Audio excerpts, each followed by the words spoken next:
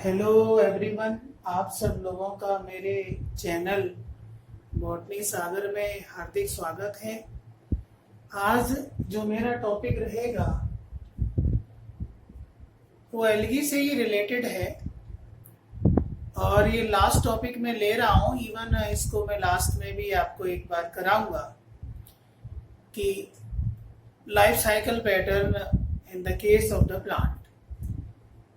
तो इसमें मुझे डिस्कस करना है आज लाइफ साइकिल ऑफ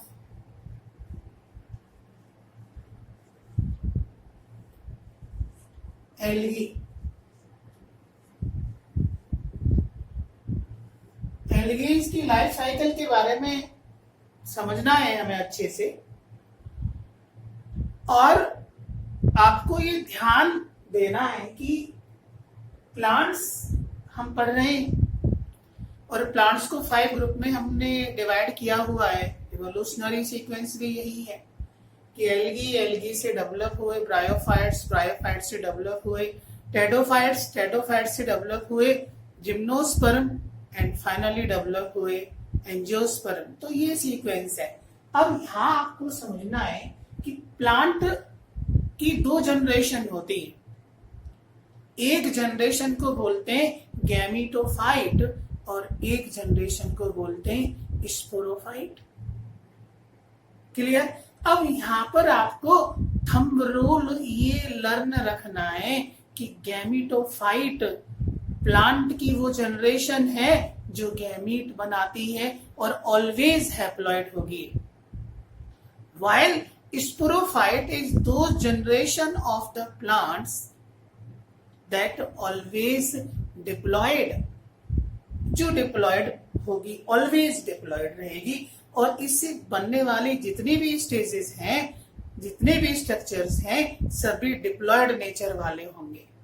ठीक है, तो ये आपने अपने दिमाग में बिठा लिया कि गैमेटोफाइट प्लांट की वो जनरेशन है जो ऑलवेज हैप्लॉयड होगी और स्पोरोफाइट प्लांट की वो जनरेशन है जो ऑलवेज डिप्लॉयड होगी। मीन्स इनसे जो स्ट्रक्चर डेवलप होने वाले हैं वो भी इनकी नेचर वाले ही होंगे। मीन्स गैमेटोफाइट से जो स्ट्रक्चर डेवलप होगा वो ऑलवेज हैप्लॉयड होगा और स्पोरोफाइट से जो स्ट्रक्चर डेवलप होगा वो ऑलवेज डिप्लॉयड नेचर का होगा, having 2 set of the chromosomes.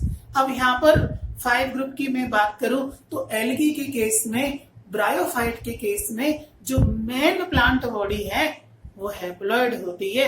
Means जो मेन प्लांट बॉडी है उसको गैमेटोफाइट बोलते हैं। क्या बोलते हैं? गैमेटोफाइट। किसके केस में? एल्गी के केस में और ब्रायोफाइट्स के केस में, लेकिन कुछ एक्सेप्शंस को छोड़ते हैं तो। इसके बाद टेडोफाइट्स में आए, जिम्नोस्पर्म में आए, एंजियोस्पर्म में आए। यहाँ पर जो मेन प्लांट बॉडी है वो ऑलवेज डिप्लॉयड होगी। ऑलवेज क्या है? डिप्लॉयड होगी। क्लियर?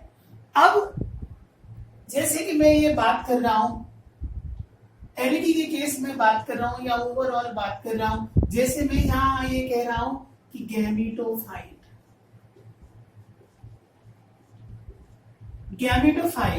ठीक है।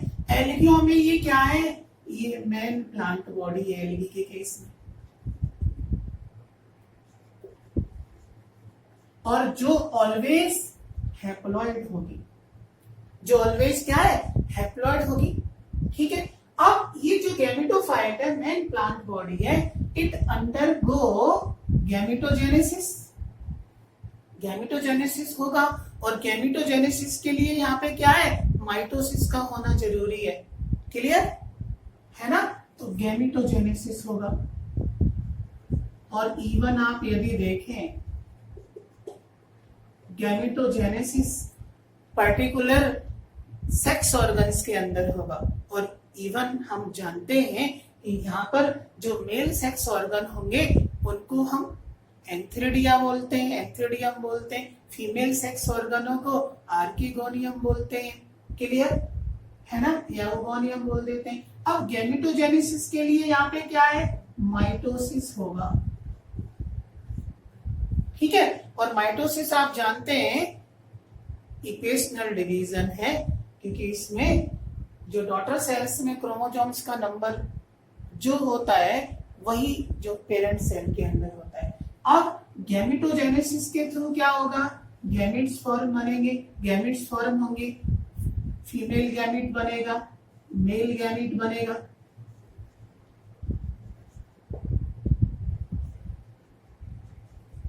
क्लियर। एंड फाइनली इनका क्या है, गैमेट्स का फ्यूजन होगा। और गैमेट्स के फ्यूजन के लिए एक टर्म आती है, that is called as fertilization, that is called as fertilization. और fertilization also known as syngamy. Syn माने होता है यूनियन, गैमी माने गैमेट्स, गैमेट्स का यूनियन है ना। And as a result of which zygote is form, as a result of which zygote is formed, which is the diploid, है ना। तो यहाँ आपने जाइगोट जैसे ही बना है, डिप्लॉयड होता है जाइगोट। और ऑलवेज ये स्पोरोफाइट की फर्स्ट सेल है जाइगोट। आपके समझ आ रहा है ना, zygote is the first cell of sporophyte. Clear. And after that आप जानते हैं कि इनकी बॉडी तो क्या है, हैप्लॉइड है ना। अब डिप्लॉइड से हैप्लॉइड में कन्वर्जन कौन करता है, मियोसिस। तो यहां पर फिर क्या है कि जाइगोट में मियोसिस होगा। जाइगोट में क्या है, मियोसिस होगा। And as a result of which spores are formed, यहाँ स्पोर्स बनेंगे। और ये जो स्पोर्स यहाँ पर डेवलप होंगे all are haploid in nature, क्योंकि मियोसिस का वर्क यही है कि डिप्लॉइड को हैप्लॉइड में कन्वर्ट करना, यही मियोसिस का मेन रोल है। क्लियर। अब ये जो स्पोर्स यहाँ पर डेवलप हुए हैं, ये spores again germination, undergo germination and give rise to new body, that is the gametophyte। ठीक है। तो ये कैसे होगा, after germination.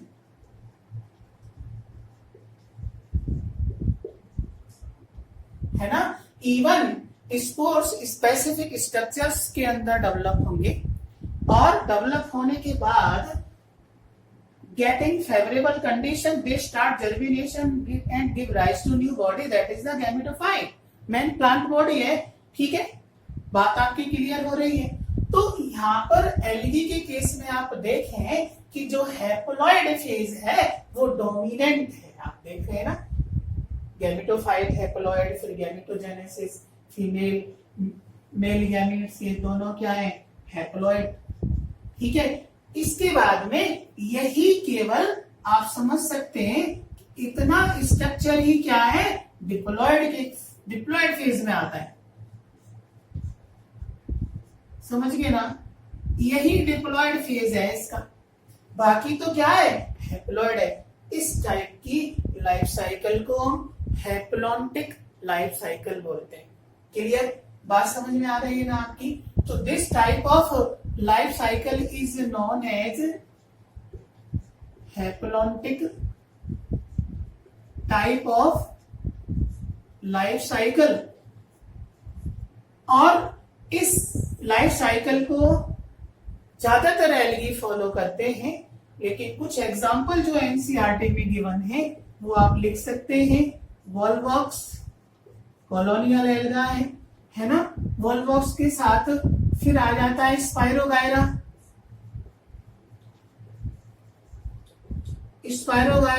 And some species of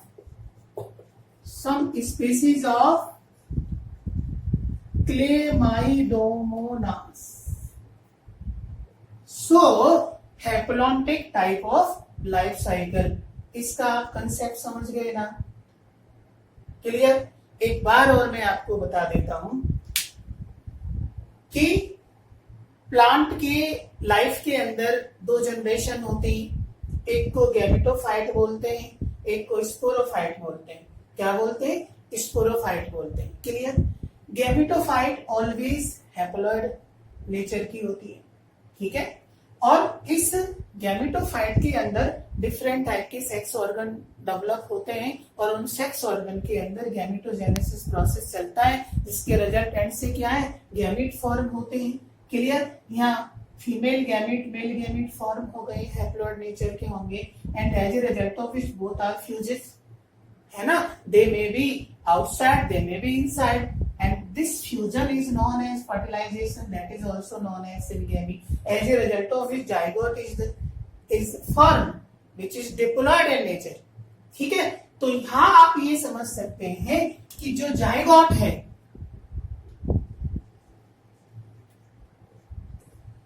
first cell of sporophyte, first cell of sporophyte क्या है? जाइगोट है। बात आपकी समझ में आई? और लास्ट सेल ऑफ स्पोरोफाइट क्या है? Last cell of sporophyte what? Last cell of sporophyte, that is the spore.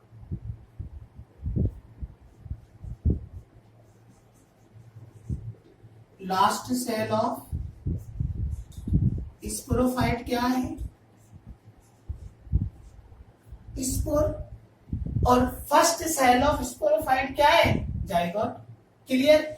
इसी तरीके से गैमेटोफाइट में बात करें, है ना।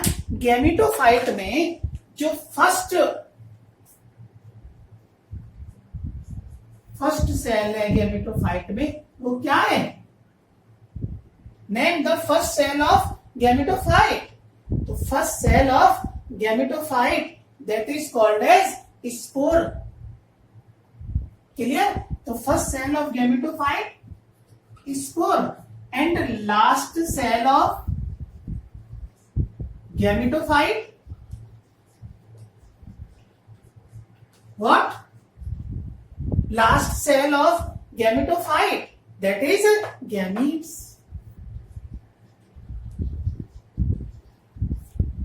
मेरी बात आप समझ रहे हैं ना?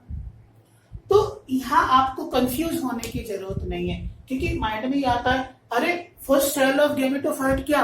स्पोर। अरे स्पोर ही तो है भाई, है ना। स्पोर से फिर गैमेटोफाइट बनता है ना। और इसकी जो लास्ट सेल है वो क्या है? गैमीट्स है। Is it clear? बात समझ गए ना, है ना। इसके बाद में एल्गी के अंदर लाइफ साइकिल में भी वेरिएशन होती है, क्योंकि मैंने आपको डिस्कस किया था कि ब्राउन एल्गी के केस में फ्यूकेल्स ऑर्डर के जो मेंबर हैं जिसमें फ्यूकस सर्गासम आते हैं, उनकी बॉडी डिप्लॉयड होती है ना। तो Fucus Sargassum so diplontic type of life cycle. अब डिप्लॉन्टिक टाइप है तो इसमें डिप्लॉयड फेज क्या है? मेन फेज होता है। समझ गए ना? तो यहाँ पर डिप्लॉयड फेज क्या है? मेन फेज होता है। तो आप दूसरी बात एक यहाँ पे ये लिख सकते हैं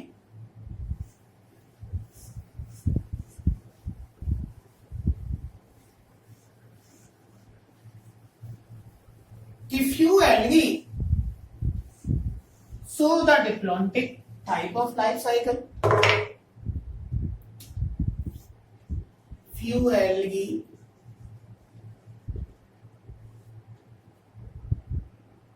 show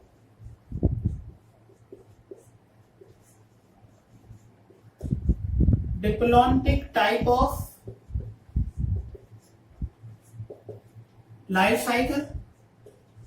और इसमें एग्जाम्पल जो आता है आपका diplontic type of life cycle में, एल्गी के केस में वो क्या आता है? फ्यूकस सर्गासम। हालांकि एनसीईआरटी में फ्यूकस ही गिवन है। क्लियर है ना। इसके साथ साथ ये डिप्लॉन्टिक टाइप की लाइफ साइकिल और कहां मिलती है? और कहां मिलती है? और मिलती है ये जिम्नोस्पर्म में, हायर प्लांट्स में। और कहां मिलती है? एंजियोस्पर्म में। और कहां मिलती है? एंजियोस्पर्म में। क्लियर? इसके बाद नेक्स्ट में बात करूं, एक थर्ड टाइप की haplo diplontic life cycle. Haplodiplontic life cycle में दोनों फेजेस इक्वली डोमिनेंट होते हैं, हैप्लॉइड और डिप्लॉइड। और इस टाइप की जो लाइफ साइकिल यदि मैं एल्गी की बात करूं तो it is also seen in Ectocarpus, Polysiphonia. ठीक है, एक्टोकार्पस ब्राउन एल्गा है, पॉलीसाइफोनिया रेड एल्गा है, एंड कैप्स ये जाइंट ब्राउन एल्गी है। इनके अंदर हैप्लोडिप्लॉन्टिक टाइप की लाइफ साइकिल मिलती है। मेरी बात समझ रहे हैं ना? एल्गी के केस में बता रहा हूं मैं। बाकी यदि प्लांट ग्रुप की बात करूं तो also found in bryophytes and pteridophytes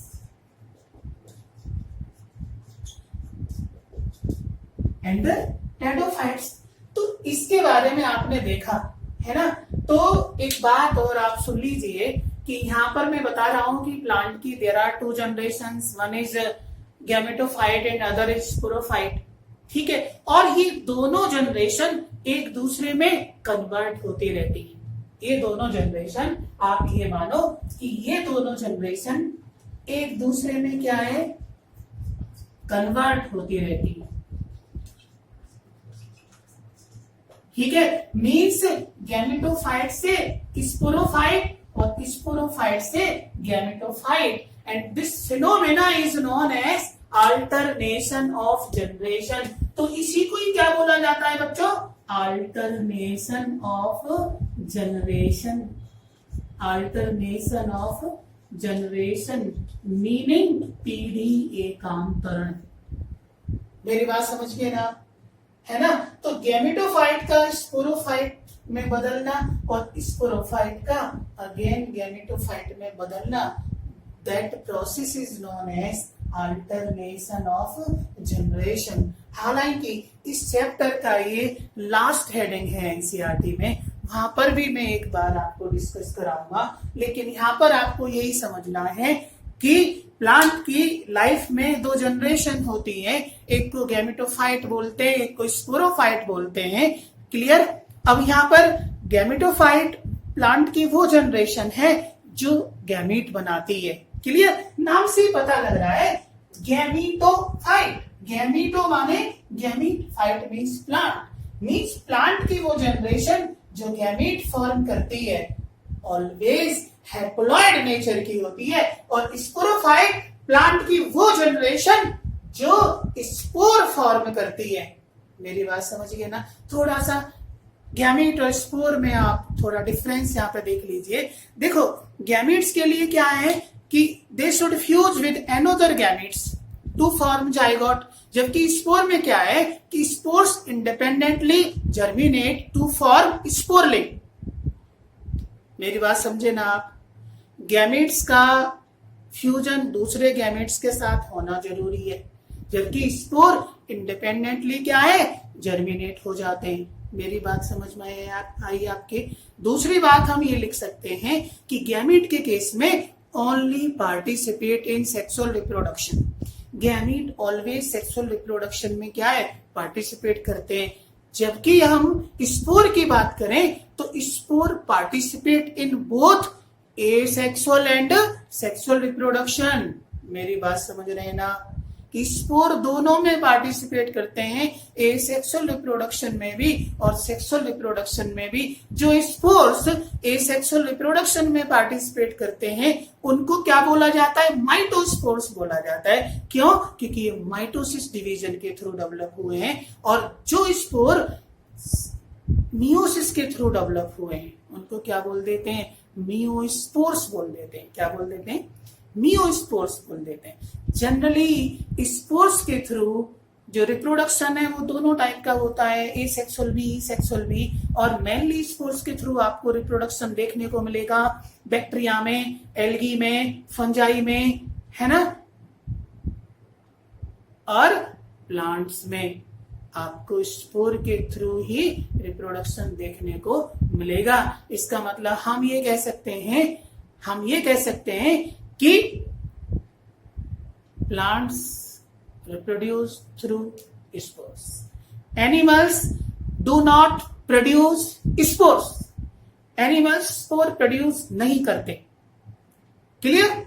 इसके बाद एक और डिफरेंस हम ले सकते हैं, यहाँ पे डिफरेंस ये ले सकते हैं कि यहाँ पर जैसे मैं गैमेट्स की बात कर रहा हूं, ठीक है, तो गैमेट्स भी like that pollen can survive in unfavourable conditions, है ना। इसके साथ स्पोर भी also capable for surviving unfavourable conditions, spore भी अनफेवरेबल कंडीशन में क्या है, सर्वाइव कर जाते हैं। क्लियर?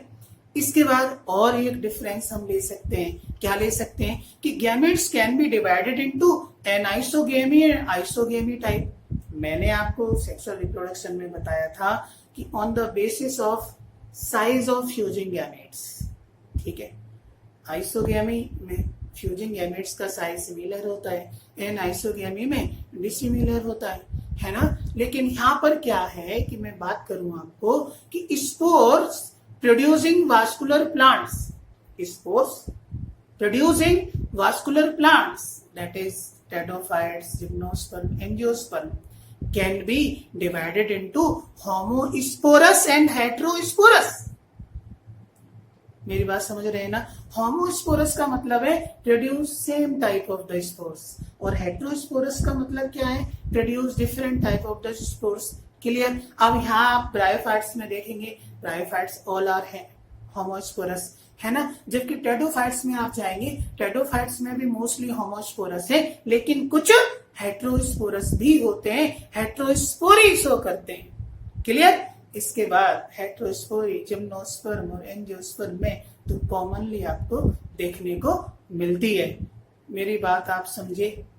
ठीक है, तो ये गैमेटोफाइट और स्पोरोफाइट का कंसेप्ट है, और इसके लिए थंब रूल ये है कि गैमेटोफाइट प्लांट की वो जनरेशन है जो ऑलवेज हैप्लॉइड होगी, और इससे डेवलप होने वाली जितनी भी सेल्स हैं या जितने भी स्ट्रक्चर्स हैं ऑल आर हैप्लॉइड।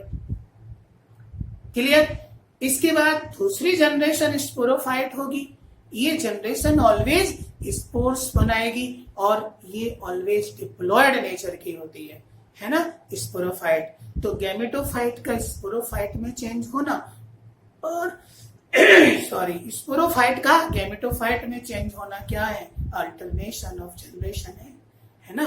तो आप ये देख सकते हैं कि लाइफ साइकिल में भी कितना जबरदस्त वेरिएशन है कि एल्गी जो है तीनों टाइप की लाइफ साइकिल को फॉलो कर रहे हैं, है ना। 3 टाइप की लाइफ साइकिल एल्गियों में एग्जिस्ट हो रही है, यही तो बायोलॉजी की मानता है ना। एक्सेप्शंस बहुत आते हैं इसमें, है ना।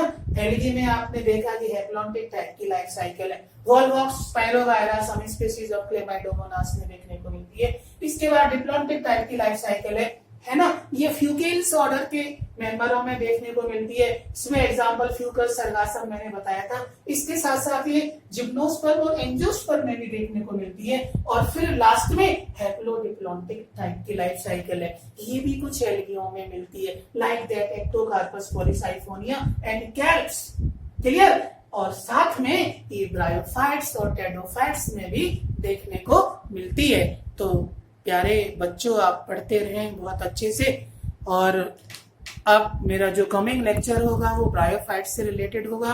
ब्रायोफाइट्स में स्टार्ट करूंगा, बहुत अच्छे से करूंगा। आपको मेरा चैनल यदि अच्छा लगे, आपको कुछ समझ में आ रहा है, तो आप सब्सक्राइब करें, लाइक करें, शेयर करें। ऑल द बेस्ट, पढ़ते रहें आप।